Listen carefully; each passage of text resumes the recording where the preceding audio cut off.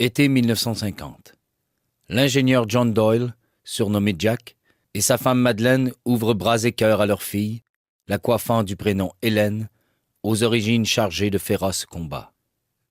Et tandis que maint linguiste débattent entre son sens hellénistique, homérique ou étymologique, entre le soleil Hélios et son éclat ailé, sans omettre la guerre de Troie, Hélène forge son caractère guerrier à courir son enfance sur les rochers du bassin de Chicoutimi. Pendant 17 ans, sous l'heureuse influence d'un père féru de philosophie et d'opéra, d'une mère aimant les beaux-arts et la littérature, elle nourrit ses rêves de danse, de sculpture, à défaut d'école d'océanographie, de cinéma et encore moins de dompteuse d'otarie. Ses héroïnes, Franfreluche, Fifi Brin d'Acier et Mafalda, doivent très tôt rivaliser avec le grand écran du cinéma impérial, qu'elle fréquente clandestinement avec la complicité de ses parents, faute de trouver une gardienne. Le Diamant bleu, film tourné au Saguenay en 1956 par Roger Laliberté, lui apprendra à distinguer la fiction de la réalité.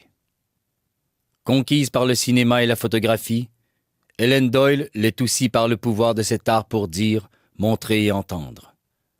Admiratrice avouée de ses cofondatrices de Vidéofemmes, Hélène Roy et Nicole Giguère, ou du collectif La Nef des Sorcières, ce sont des femmes remarquables qui inspirent la cinéaste.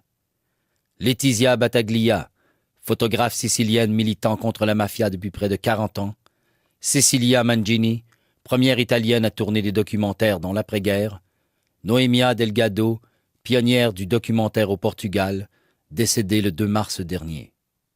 Parmi ses influences, elle nomme aussi Jackie Buet, qui porte à bout de bras le festival de films de femmes de Créteil depuis des lustres, Marie-Hélène Mark, une éminente photographe, et Elma Sanders Brahms, une grande cinéaste, dont les œuvres m'ont profondément chamboulée, et Nicole Stéphane, une remarquable dame du cinéma français, mais aussi une résistante, et encore et encore.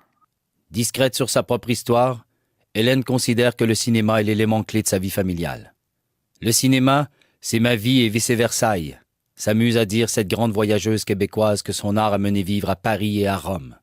Et la lecture, ajoute-t-elle, précisant « Mes engagements touchent la condition des femmes et la condition des enfants. L'état de notre société, de nos sociétés, me préoccupe aussi beaucoup. » Son œuvre en témoigne. Depuis Philosophie de boudoir, première production de Vidéofemmes, analyse caustique du Salon de la femme de 1975, l'œil Doyle observe la vie des femmes dans Le Monde de Luce, interroge les contes pour enfants tels Chaperon rouge, explore le mal-être dans C'est pas le pays des merveilles, le traitement de la santé mentale dans Les mots, mots du silence, la quête de soi avec Le rêve de voler, ou l'acceptation de soi dans Je t'aime gros, gros, gros. Des thèmes intimistes, ouvrant sur un horizon plus vaste à exprimer, alors qu'elle réalise Le rendez-vous de Sarajevo et Les Messagers, programmés au Festival du cinéma et des nouveaux médias de Montréal, au Cinéma du réel de Nyon et au Festival de Namur, en lice au Festival de télévision à Banff et au Prix Gémeaux. Fondatrice des productions Tatouage de la mémoire, elle aborde, en collaboration avec Germain Bonneau, le sort des enfants abandonnés victimes des guerres dans Soupir d'âme, 3 fois lauréat, au Festival international de films sur l'art FIFA, au Festival de Créteil et au Golden Sheaf Award à Yorkton, et choisi pour être présenté au Festival de Tel Aviv, de Ramallah et au Camera Dance de Toronto. Coup de maître en 2013, le film « Dans un océan d'images, j'ai vu le tumulte du monde » gagne le prix du meilleur film canadien au Festival international du film sur l'art, plus 3 Gémeaux en 2014 et une étoile de la Société civile des auteurs multimédia en 2015.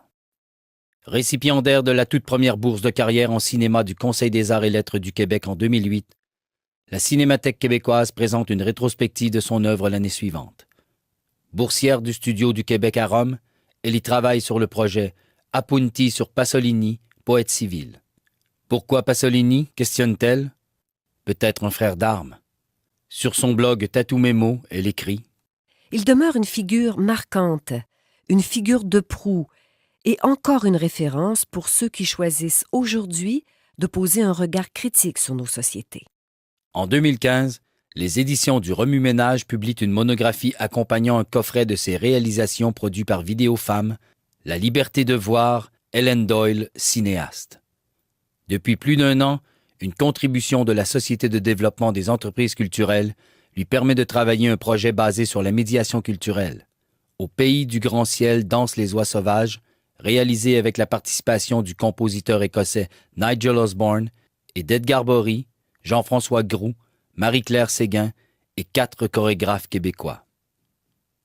L'impressionnante carrière de cette pionnière parmi les pionnières qui ont pris la caméra pour donner la parole aux femmes, comme l'a décrit sa monographie, n'a pas rompu les liens avec la région de son enfance. La réalisatrice a plus d'1 fois participé à des événements cinématographiques d'ici, que ce soit les nouveautés de l'ONF, certaines productions de la Chasse-Galerie, le festival Regard sur le court-métrage ou Zoom Photo Festival Saguenay. En fait, cette ardente femme de combat est un long-métrage qui n'aura pas de fin. Ellen Doyle ne se résume pas. On la voit, superbe dans le prisme de ses propres mots, alors qu'elle évoque ce souvenir. La découverte du Saguenay en bateau. Voir des arbres accrochés aux falaises de roches. Je me suis toujours dit que c'est ça, le véritable héritage du Saguenay. Cette image d'un arbre qui est accroché à une falaise, enraciné là, tordu, échevelé par les vents et les tempêtes. Au-dessus du fjord bleu, presque noir, il surplombe le gouffre et résiste. Mesdames et messieurs, en ce 11 juin 2016, Ellen Doyle, cinéaste, réalisatrice, fondatrice des productions Tatouage de ma mémoire, cofondatrice de Vidéo Femme, grande humaniste engagée, est reçue membre de l'Ordre du Bleuet.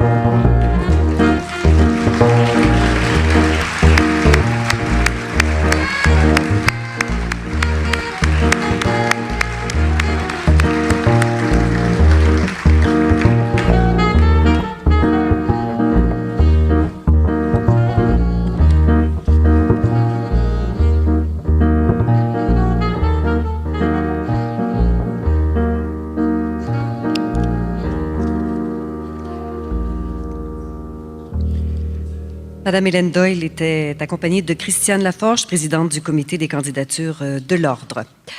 Donc, Ellen Doyle est désormais membre de l'Ordre du Bleuet.